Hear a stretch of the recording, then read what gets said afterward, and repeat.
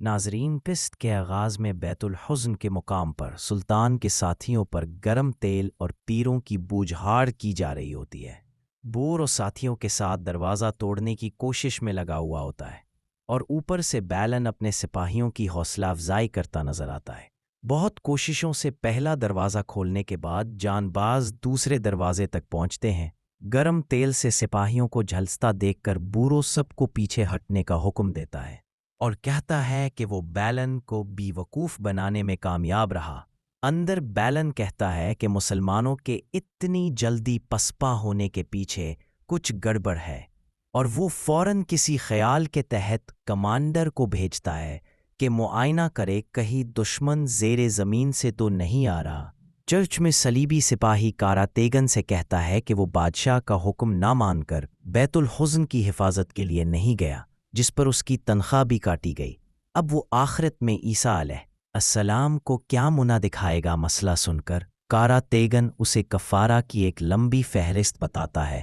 سپاہی البیس کے پاس آتا ہے اور کفارہ ادا کرتا ہے، تو اس کے بعد ہی لوگ داخل ہوتا ہے اور کہتا ہے کہ وہ جاتلی ان کا کمانڈر ہے اور کفارہ دینے نہیں بلکہ بیت الحزن کے لیے چنما لینے آیا ہے، اور اسے اس خفیہ راستے کے بارے میں بتاتا ہے جس سے وہ بیت الحزن جائیں گے۔ اس کے جانے کے بعد کارا تیگن باہر آتا ہے اور البخت سے کہتا ہے کہ انہیں فوراً واپس جانا چاہیے کیونکہ ان کے پاس ایک دھماکہ خیز خبر ہے۔ البیس باہر اکر کہتا ہے کہ اب راہب کے آرام کا وقت ہے اور وہ دونوں چل پڑتے ہیں۔ خودس میں مولڈن ماسک والے شخص سے پوچھتا ہے کہ اس کاغذ میں جو لکھا ہے کیا وہ سچ ہے۔ اسی لمحے لارڈ گائے آتا ہے اور پوچھتا ہے کہ وہ کس سے بات کر رہا ہے۔ مارڈوئن کہتا ہے کہ وہ نہیں سمجھ پائے گا۔ لارڈ گائے جواب دیتا ہے کہ سمجھ وہ نہیں پا رہا کہ وہ قدس کی بادشاہت کے قابل نہیں ہے، ورنہ خدا اسے جزام زدہ جسم نہ دیتا۔ بالڈوئن چلاتا ہے کہ کمرے سے دف ہو جائے، وہ تلوار پر ہاتھ رکھے غصے کو ضبط کرتا باہر نکل جاتا ہے۔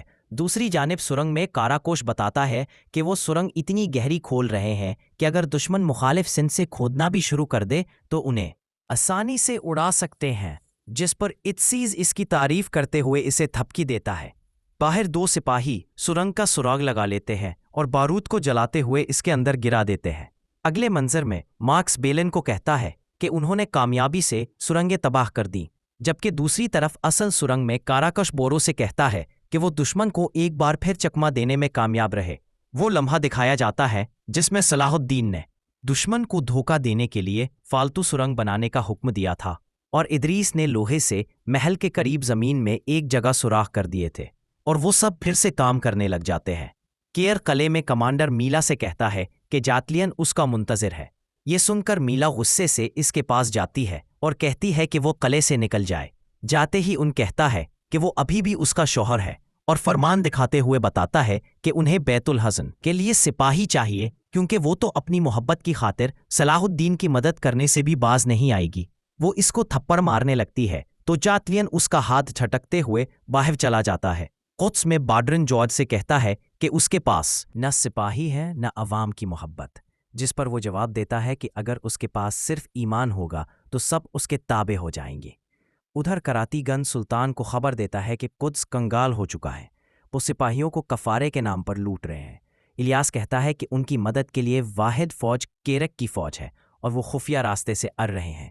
سلطان کہتے ہیں کہ وہ خفیہ راستہ شاید وہی ہے جس کی پوشیدہ نشانیاں ہیں، اور اسی راستے کے ذریعے یعقوب علیہ السلام بیت الحزن پہنچے تھے۔ سلطان ان سب کو فی الحال آرام کرنے کا کہتے ہیں۔ قدس میں کارڈنل کہتا ہے کہ پوپ نے ہنگامی اجلاس بلایا ہے جس میں لارڈ گائے کو بادشاہ بنایا جائے گا۔ لارڈ گائے خشک ہوتا ہے اور سبیلا اعتراض کرتی ہے۔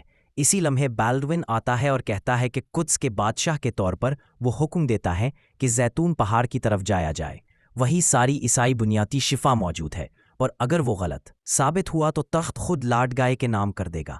ایک منظر میں برو ساتھیوں کے ساتھ سلطان کی بتائی ہوئی نشانیوں کے ذریعے روم کا راستہ ڈھونڈ رہا ہوتا ہے، جبکہ دوسری طرف جاتلیون بھی رہبر کی مدد سے پتھروں کا تعاقب کرتے ہوئے راستے پر چل رہا ہوتا ہے۔ جاتلیون ہینوک سے کہتا ہے کہ اس کے لیے بالن کے ساتھ مل کر لڑنا مشکل ہوگا۔ سلطان کی فوج اس بڑے پتھر تک پہنچ جاتی ہے جو درست سمت کی طرف اشارہ کر رہا ہوتا ہے، اور وہ سب مل کر جاتلیون کو چکما دینے کے لیے اس کا رخ بدلنے کی کوشش کرتے ہیں، لیکن وہ پتھر بہت بھاری ہوتا ہے جو اپنی جگہ سے ہلتا بھی نہیں ہے۔